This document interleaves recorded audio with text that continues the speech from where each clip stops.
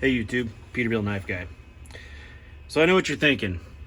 What is Peterbilt Knife Guy doing with a bunch of bucks out on the table? Doesn't he hate them? Doesn't he dislike them? Doesn't he think their quality sucks? Yes, and yes. Buck is one of my lesser favorite brands. But through all my buck testing that I've done, on this one right here, the Buck 124, everybody in the comments was like, oh yeah, Buck 119, oh, best buck ever, oh, it wouldn't do that, blah blah blah blah blah. And we're gonna find that out. So I was cruising around our local dumpster fire, Walmart, and I looked in the bargain bin garbage shelf, and that turd was there. So I ended up picking one up. $70, $82 out the door after tax. We're gonna put it to the test. We're gonna put it through its paces. We're gonna find out if where this one failed, this one will shine. I swear YouTube gets booty tickled every time I talk about Grandpappy's knife. But I can't help it. I can't help but dislike the knives. Everybody's like, well, you should try to own one. Well, I'm almost 40 years old. Buck 119 was like the first knife I ever carried. A sheath knife that I ever carried. It's not that I don't have experience with these knives. It's that things have come a long way in the last 30 years since I owned one. And not since I owned one, but since I first owned one when I was like 10 years old. Was out chopping around my dad's freaking rose bushes and shit with them.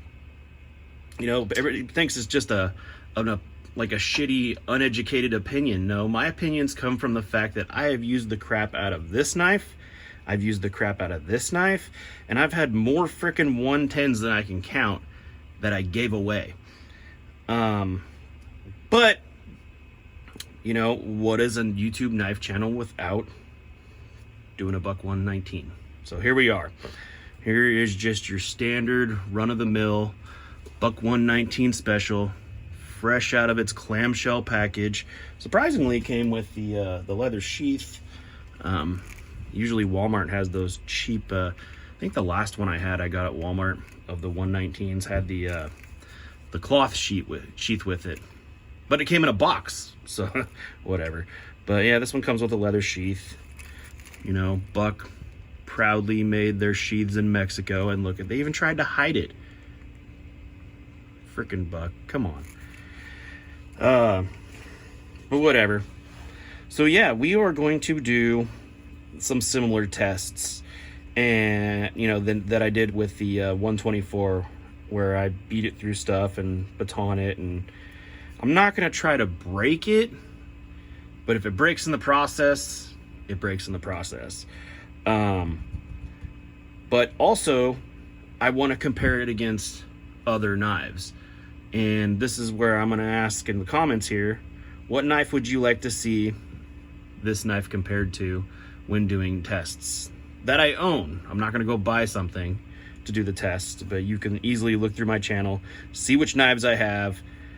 For the most part, a lot of them are on there, especially my fixed blades. And for me to do a side-by-side comparison on it, which ones would you be interested in seeing a side-by-side comparison of batoning, chopping? I'm gonna beat these through knots and stuff like that with a dead blow hammer. And yeah, if you're interested, let me know. Also, I'm gonna do an antler chop on this one. Depending on the knives you guys pick, I may or may not do an antler chop on it, because some of my knives, they don't make them no more. And it's not that I'm worried about breaking them, it's just I don't want to ruin something that I can't get again. So these things are a dime a dozen, like I said, found in the dumpster pile. But anyways, it's creeping up on 5 minutes and everybody's attention span's tapering off. But let me know in the comments what one you want to see this knife compared to. Thanks for watching.